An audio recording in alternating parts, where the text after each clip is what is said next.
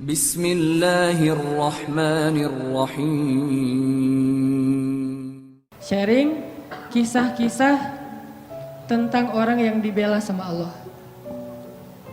Kisah-kisah orang yang dibela sama Allah. Pernah gak dibela sama Allah? Pernah gak dibela sama mantan? Pas lagi reunian jalan nih, ketemuan sama teman-teman, ada dia di situ. Terus ada yang iseng sama kita atau ada yang baper sama kita, dia belain. Lu nggak usah gitu, dia nggak seburuk yang lo sangka. Pernah nggak dibela sama seseorang yang kita pernah sayang? Yang ada di tikung ya. Ini yang ngebelain kita tuh bukan manusia. Dibelain sama orang tua pasti. Dibelain sama guru kadang. Tergantung kita kan ya, kalau kita baik ya dibelain. Dibelain sama teman, oke, itu karena emang satu komunitas, satu main, satu geng, oke lah. Tapi sekarang yang ngebelain kita, Allah, pemilik alam semesta. Yang kalau Allah udah ngebelain kita, tiba-tiba kita jadi selebgram langit. Diposting sama Allah di Instagram langit. Ada tuh hadis postingan, gimana Allah nge-mention kita di antara para malaikat. Gimana cara Allah nge-mention? Allah kalau cinta kepada seorang hamba, maka Allah akan bilang kepada malaikat Jibril, Jibril, aku cinta sama Fulan bin Fulan. Pakai @nya, underscore. Bukan yang akun fake ya, yang beneran. Aku cinta kepada @Fulan underscore bin Fulan. Maka cintailah dia. Akhirnya Jibril langsung nge-like, langsung nge-follow orang itu. Setelah Jibril nge-follow, dia akan nge-repost. Nge-repost berita dari postingan Allah tadi kepada malaikat-malaikat lain. Dia repost, dia bikin grup di Instagramnya atau grup di WA-nya, broadcast. Apa broadcastnya? Malaikat-malaikat, Allah cinta kepada @Fulan underscore bin Fulan. Aku juga mencintainya, maka cintailah dia. Tiba-tiba semua malaikat nge-following dia. Followersnya nambahnya, statistiknya tuh naik drastis. Yang tadinya cuma 1.000-2.000 sekarang 1,3 juta. Cie. Baru juga segitu. Di follow sama para malaikat. Kalau yang nge-follownya manusia, biasa. Yang luar biasa, yang follow itu adalah istri. Jadi nggak usah banyak-banyak sampai 1,3 juta. Kalau nggak ada istri satu pun buat apa ya? Mending follower 1 istri. Instagram sepi, nggak ada postingan. Karena postingan semua rahasia. Ya. Kalau ada postingan yang masih bisa dipublish, berarti statusnya masih sendiri. Begitu berdua, semuanya di lock, nggak bisa masuk lagi karena sudah harus disensor. Nggak ngerti ya? Nikah dulu. Malaikat nge-following dia tuh, tiba-tiba jadi selebgram langit. Udah gitu malaikat juga semuanya pada nge-repost, masing-masing nge-repost kepada siapa? Kepada makhluk yang berada dalam tanggungan atau kerjaan malaikat. Malaikat di laut akan bilang kepada semua ikan, sesungguhnya Allah mencintai Fulan underscore bin Fulan. Jibril juga mencintainya, malaikat juga mencintainya, maka cintailah dia. Sehingga tiba-tiba seluruh hamba Allah Subhanahu wa Ta'ala kecuali jin ataupun syaitan, semuanya akan nge-follow dia dan mendoakan dia dengan doa-doa yang baik. Bahasa sosmednya semuanya bakalan nge-like. Ini orang yang dibela sama Allah. Nah, pengen gak teman-teman jadi orang yang dibela sama Allah? Dibela sama teman kan kita merasa bahagia banget ya. Oh ternyata dia bela gua gitu. Gimana yang ngebelanya? Allah. Ketika kita punya masalah sama seseorang, Allah yang akan ngedukung kita. Kata Allah, aku sama dia deh, gak sama kamu. Kita datang ke calon mertua. Kita bilang, Pak, Assalamualaikum, Waalaikumsalam. Saya pengen menyampaikan niat baik. Oh ya, ada apa dek? Saya pengen menyempurnakan agama. Gimana? Saya pengen nikah. Oh bagus itu dek. Dengan anak bapak. Nah itu kurang bagus dek.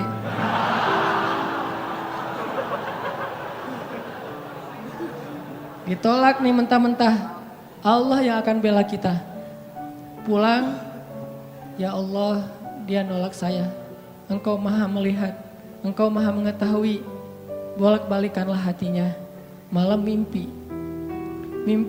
mau jatuh ke dalam jurang, tiba-tiba ada tangan yang narik dia pas ngelihat wajah kita. Saya lagi senyum gitu. Masya Allah, berarti dia yang menyelamatkan saya nanti di akhirat. Pagi-pagi kepoin, mana nih anak yang kemarin datang, cari. Akhirnya calon mertua sendiri yang datang ngelamar kita, bayangin. Pernah nggak ngalamin kayak gitu? Sama, saya juga belum. Bisa nggak kayak gitu tuh? Ternyata ada orang yang kayak gitu. Allah yang menikahkan dia, bukan mertuanya. Dan mertuanya masih bingung, tapi Allah sudah mantap. Siapa yang kayak gitu? Ali dengan Fatimah. Sebelum Nabi menikahkan Ali dengan Fatimah, Allah sudah menikahkan Ali dengan Fatimah di langit. Itu kata Nabi. Wahai Ali, berbahagialah sebelum aku nikahkan engkau, sesungguhnya Allah dan Allah sudah menikahkan kamu dan Fatimah di langit. Jadi walaupun calon mertua masih bilang enggak, Allah udah bilang iya. Akhirnya enggak ada yang bisa bilang mengatakan tidak. Kun fayakun. Apa yang Allah kehendaki pasti akan terjadi. Enggak mungkin meleset. Kalau kita baca cerita gimana Ali sama Fatimah, nih sharing cerita pertama. Ali itu sebetulnya ada hati sama Fatimah. Udah lama nih dikecengin nih Fatimah. Dari sejak kecil udah bareng kan. Main bareng, petak umpet bareng. Pokoknya masak-masakan bareng. Kalau anak kecil zaman dulu kan main jadi suami istri, bapak ibu gitu ya. Naik motor-motoran berdua. Padahal adik kakak atau sepupuan. Fatimah sama Ali itu sepupuan. Dari kecil juga Ali udah ngecengin Fatimah. Cuman kan Ali orang yang terhormat. Setelah dia balik, Fatimah udah balik, udah gak mau lagi ngeliat-liat. Kalau waktu kecil biasalah anak kecil juga main, Fatimah, Ali gitu. Akhirnya pas udah usia remaja, Ali mulai makin yakin, makin tertarik sama Fatimah. Cuman gak pede. Siapalah saya, kata Ali. Cuman anak orang miskin yang numpang tinggal di rumah Fatimah. Kan Ali dari kecil tinggalnya di rumah Fatimah, di rumah Khadijah. Sedangkan Khadijah orang kaya. Soalnya Abu Thalib itu miskin, anaknya banyak. Saking banyaknya gak sanggup ngurus, yang paling kecil dikasih kepada Rasul dan Khadijah disuruh rawat. Siapalah saya, kata Ali. Saya cuma numpang di rumah Fatimah, gak selevel lah. Jadi saya gak mau berandai-andai, walaupun hati gak bisa bohong kan. Pengen sih tapi gak berani difikirkan. Saya nggak berani berandai-andai. Kata teman-teman yang segeng sama Ali tuh, yang suka main sama Ali, udah Ali coba dulu, siapa tahu berhasil. Kan kalau kita belum coba belum tahu. Udahlah nggak usah bahas yang kayak gitu lagi, jadi baper. Kalau bahasa kita mah ya. Lagi mikir Fatimah pengen datang, lagi nabung, lagi usaha gitu biar bisa bayar mahar. Tiba-tiba dapat berita yang bikin hati langsung yang bikin Ali langsung patah hati gitu. Baper berat. Apa beritanya? Abu Bakar datang melamar Fatimah. Ini berat nih saingannya, Abu Bakar. Buat Allah membolak-balikan hati itu lebih gampang dari kita ngebolak-balikin tangan kita. Gampang banget nih. Jadi gak ada yang di mata Allah atau dalam persepsi Allah ada hati yang kayaknya nih susah banget nih dibolak-balik. Jadi kamu mending gak usah ke situ lagi deh. Saya juga kewalahan ngebolak-balik hati dia. Enggak, mudah. Terus kenapa ada yang dibiarkan, ada yang dibalikan hatinya? Karena ada yang pantas, ada yang tidak pantas. Jika kita sudah punya kepantasan, Allah akan balikan hati kita kepada kebaikan. Allahumma habbib ilainal iman wa zayyinhu fi qulubina wa karrih ilainal kufra wal fusuqa wal isyan waj'alna minar rasyidin. Hafal doa itu? Nanti cari di YouTube lah ya. Ya Allah, jadikan kami cinta kepada amal soleh dan jadikan rasa cinta itu indah di dalam hati kami. Jadikan kami benci kepada dosa dan jadikan kami termasuk orang-orang yang mendapat petunjuk. Allah bolak-balikan. Gitu juga dengan hati calon mertua. Gimana pun dia ngeblok, nggak boleh masuk lah, gerbangnya digembok segala macam. Cuma gerbang. Mau 1000 lapis gerbang, kalau hatinya dibalikin, hilang semuanya tuh. Gampang banget kan? Buktinya malam ini nih. Allah membolak-balikan hati kita. Yang tadinya punya macam-macam rencana pada malam minggu, akhirnya Allah balikan hatinya, udah ke Masjid Agung aja deh. Bukan karena saya, bukan karena pemuda hijrah, bukan karena teman-teman panitia, tapi karena Allah mengikat hati kita, mengarahkan hati kita untuk bisa datang ke masjid. Sehingga ribuan anak muda tiba-tiba memakmurkan dan meramaikan majelis ilmu. Kalau di ribuan orang aja bisa Allah bolak-balikan hatinya, apalagi cuma satu orang. Ya, ada berapa ribu sekarang? 15.000? Lebih nih Masjid Agung ini daya tampungnya berapa? 10.000 ya? Sampai keluar. Berarti sekitar 20.000. Ini benar-benar sesuai dengan yang dulu banget saya harapin 2 tahun yang lalu bisa ngalahin Tomorrowland. Minimal DWP lah ya. Bisa ngalahin DWP atau kalau bisa Tomorrowland. Saya pernah kemarin tuh acara taklim di Pekanbaru, Anur, yang datang sekitar 25.000 anak muda di depan masjid penuh. Malam yang sama ada acara juga di mall, tapi acaranya sepi, yang taklimnya rame. Masya Allah, habis itu baru ke mall. Tetap aja sama-sama rame. Intinya teman-teman mudah buat Allah, sama kayak Allah membolak-balikan hati Nabi Muhammad, mertuanya Ali bin Abi Thalib. Padahal udah yang datang itu kurang keren apa coba? Abu Bakar. Secara fisik terkenal Abu Bakar itu orangnya putih, nggak terlalu gemuk, jadi badannya tuh bagus. Terus orangnya dermawan, akhlaknya paling mulia dan nggak pernah syirik sejak zaman jahiliyah. Di antara sahabat Nabi yang nggak pernah melakukan dosa syirik sejak zaman jahiliyah, Ali dan Abu Bakar. Malah Abu Bakar tuh waktu kecil pernah diajak sama ayahnya untuk nyembah patung. Begitu ayahnya selesai ibadah nyembah patung pergi, itu patung diludahin sama Abu Bakar. Dilemparin kotoran sama Abu Bakar. Apa sih lo patung doang masa disembahin? Kalau lo bisa balas gua, coba lo balas, dilemparin. Ternyata gak balas. Dari kecil juga Abu Bakar itu udah gak pernah syirik. Orang yang sangat terjaga, hanif.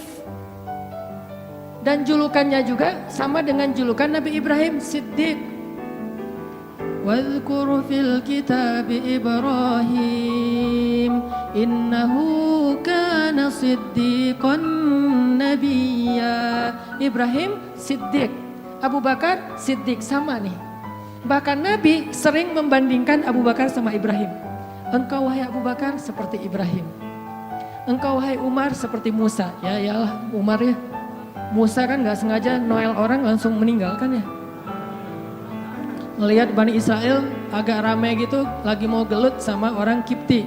Karena Musa kasihan kepada Bani Israel yang lemah, akhirnya dia cuma ditakol dikit lah si orang Kipti ini teh. Cuma apaan sih lo, meninggal. Belum diginiin, baru gini doang coba. Jadi kalau dulu ada ultimate fight, kayaknya Musa tuh juara bertahan tuh. Nah kalau di zaman Nabi, orang kayak Musa, Umar. Jawara Quraisy. Kalau ada yang macam-macam sama Umar, lo berani sama gua? Nih lo lihat nih. Nggak ada yang berani sama Umar. Kalau lo pengen istri lo jadi janda, anak lo jadi yatim, lo tunggu gua di belakang gedung itu. Gedung, bukit. Nggak ada gedung dulu teh. Nggak ada yang berani nungguin Umar. Lancar aja tuh hijrahnya. Artinya Abu Bakar tuh sering dibandingkan kayak Ibrahim.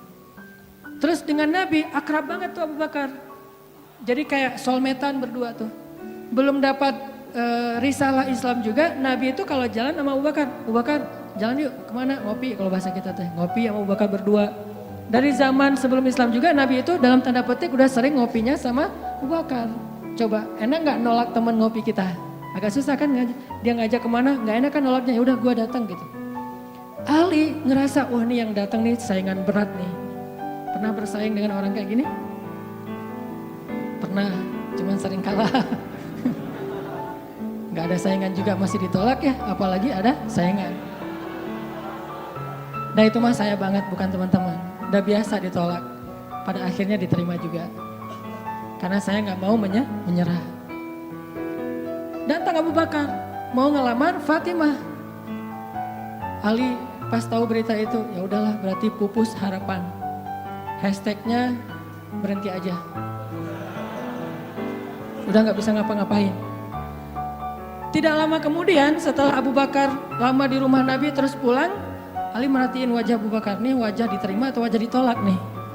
Ternyata dapat kabar Abu Bakar ditolak sama Nabi. Yes, kata Ali. Abu Bakar ditolak sama Nabi. Cuman sisi lain, Ali makin gak pede. Kalau Abu Bakar aja ditolak, siapa saya? Bahkan lebih ditolak lagi. Jangan-jangan belum sampai di pintu juga, udah Ali pulang aja deh. Abu Bakar aja ditolak. Yang kurang apa coba? Akhlak luar biasa, agama terbaik, bahkan umat Islam paling baik imannya tuh dan amal solehnya Abu Bakar. Gak ada tandingan lah. Mau ngelihat surganya di akhirat. Orang kaya di dunia dan kaya di akhirat tuh Abu Bakar tuh. Ada orang yang di dunia miskin, di akhirat kaya. Di akhirat miskin, di dunia kaya. Kalau Abu Bakar, dunia akhirat kaya. Surganya Abu Bakar tuh dikelilingin sama Jibril. Jadi Jibril lagi pengen ngukur surganya Abu Bakar. Terbang setahun. Udah setahun terbang itu baru di pinggirnya surga Abu Bakar. Belum sampai ke tengah. Padahal Jibril itu kecepatannya lebih tinggi daripada kecepatan cahaya. Bayangin, udah setahun perjalanan cahaya baru di pinggir surganya Abu Bakar. Belum juga masuk, belum sampai ke alun-alunnya surga Abu Bakar. Baru juga perbatasan coba. Kurang apa Abu Bakar? Ditolak sama Nabi. Duh, makin gak pede, kata Ali. Cuma gak pakai bukan orang Sunda soalnya. Gak lama kemudian datang lagi. Cowok keren, jawara Mekah, Umar datang. Assalamualaikum. Suaranya agak-agak gitulah. Walaupun susah nirunya, cempreng soalnya. Assalamualaikum, waalaikumsalam kata Nabi datang. Pas diintip sama Ali, tanya-tanya ke teman-temannya, ada berita apa nih trending topik. Ternyata trending topik di Twitter, Umar melamar Fatimah. Wah rame lagi viral di mana-mana. Makin, aduh saingannya berat-berat gini gak ada yang di bawah saya gitu yang datang, biar saya agak-agak pede gitu. Ternyata Umar pulang juga ditolak lagi sama Nabi. Ali yes tapi tuh gimana ya kalau Umar aja ditolak, yang paling kuat bisa menjaga Fatimah banget kan. Kalau ada apa-apa Fatimah tenang aja ada gua. Naik motor berdua sama Umar gitu kan, zaman kita mah ya. Sengaja gak bawa jas hujan. Kalau udah hujan buka baju kasih ke ceweknya, gak pakai baju memotoran. Cowok banget lah itu mah ya. Pulang-pulang sampai ke rumah minum antangin. Umar tuh jawaranya, Nabi kan pasti tenang banget ngasih anak ke orang kayak Umar. Keluar dia singa, di dalam dia kucing Anggora. Maksudnya apa? Dia tuh gak pernah kasar sama istrinya, walaupun dia keras kepada musuhnya. Kalau dimarahin istrinya, diem aja. Udah selesai dimarahin, udah. Ya udah pergi, nyari teman. Mau curhat habis dimarahin istri, pergi ke rumah Nabi. Pas di depan rumah Nabi kedengaran dari dalam, Nabi juga lagi dimarahin istrinya. Nabi juga diem aja. Ini teladan orang-orang soleh. Jadi yang keren tuh bukan yang gampang marahin istri, tapi yang gampang dimarahin istri. Setuju yang di atas? Cowok keren itu bukan yang gampang marahin istri, tapi yang gampang dimarahin istri. Pah, ya mah. Di dalam rumah tuh, ya mah. Di luar, apa lo? Tuh cowok keren tuh. Pas Nabi keluar, ada Umar. Ya Rasulullah, Umar gak mau ngebahas, gak mau komen lah. Daripada komentar di blog kan, diam aja deh gitu. Udah selesai jalan sama Umar. Umar nanya, ya Rasul saya tadi habis dimarahin istri.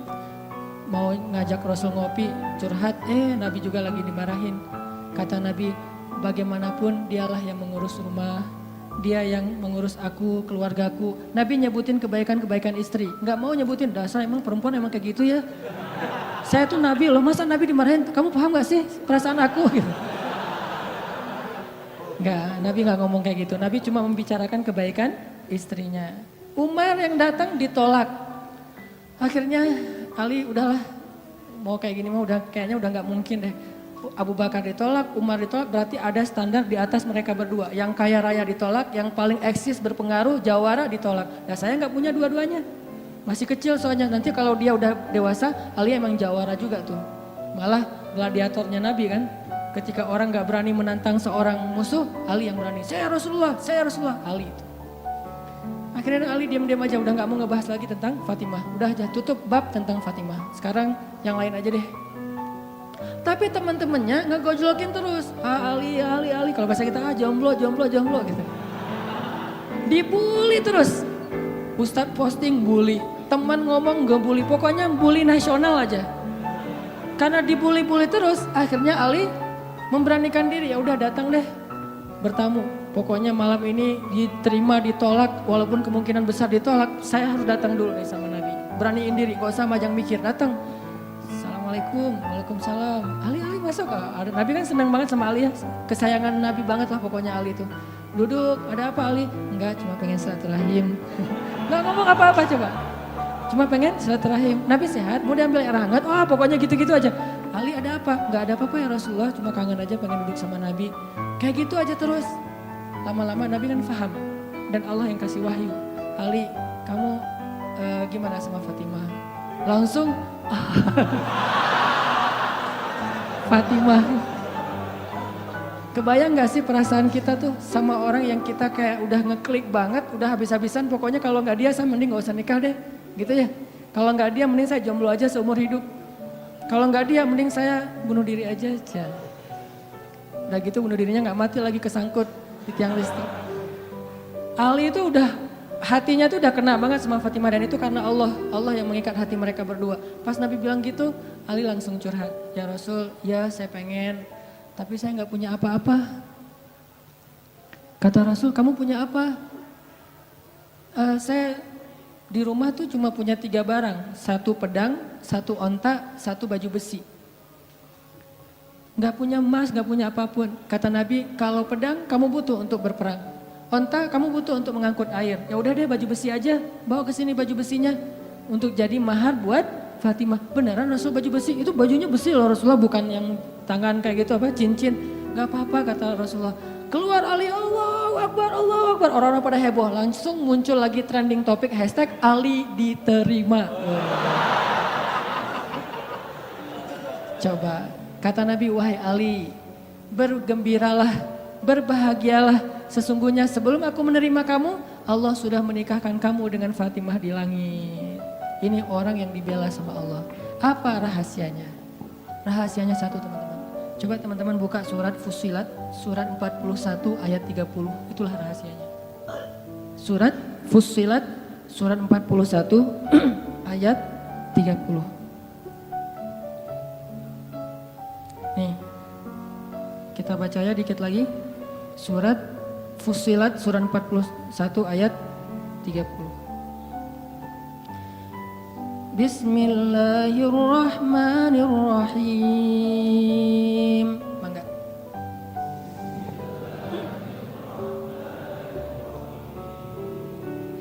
Innal ladzina qalu rabbuna Allahu tsumma istaqamu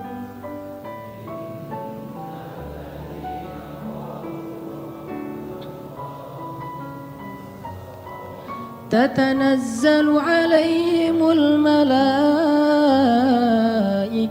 ألا تخافوا ولا تحزنوا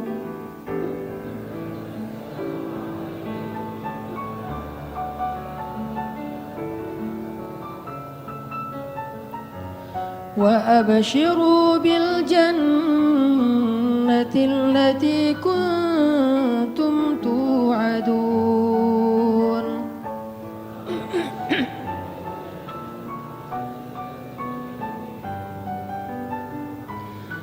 نحن أولياؤكم في الحياة الدنيا وفي الآخرة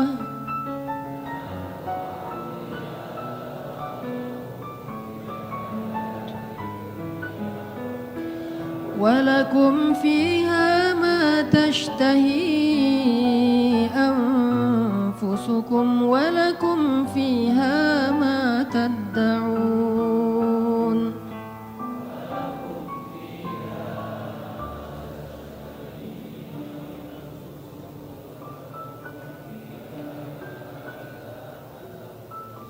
Sesungguhnya orang-orang yang berkata Rob kami adalah Allah, kemudian mereka berkomitmen istiqomah, maka turunlah kepada mereka malaikat-malaikat secara berbondong-bondong dan mengatakan janganlah kalian takut, janganlah kalian khawatir, bergembiralah dengan surga yang telah dipersiapkan untuk kalian semua.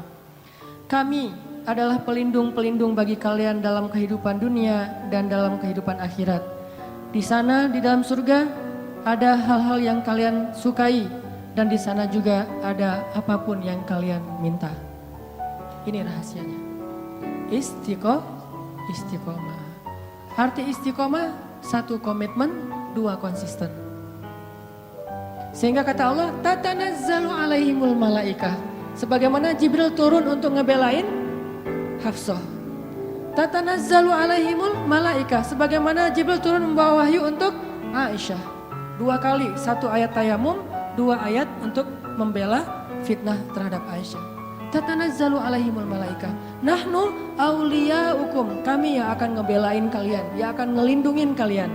Siapa kami? Allah Subhanahu wa taala yang kemudian menyuruh para malaikat untuk ikut serta membela dan melindungi orang-orang yang Allah bela.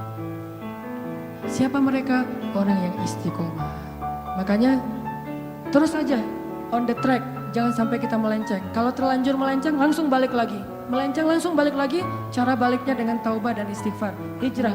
Kalau kita istiqomah, nanti suatu saat setelah istiqomah kita diakui oleh Allah, disahkan, Allah udah ridho, oh ternyata benar kamu istiqomah, maka Allah Subhanahu wa taala yang akan membela kita, bukan manusia. Allah sendiri yang bakalan ngebelain kita. Mudah-mudahan kisah-kisah tadi bisa jadi booster buat hati kita agar lebih istiqomah, lebih komitmen dengan agama Allah. Jangan kecewain Allah, maka Allah gak bakalan ngecewain kita. Jangan tinggalkan Allah, maka Allah gak bakalan ninggalin kita.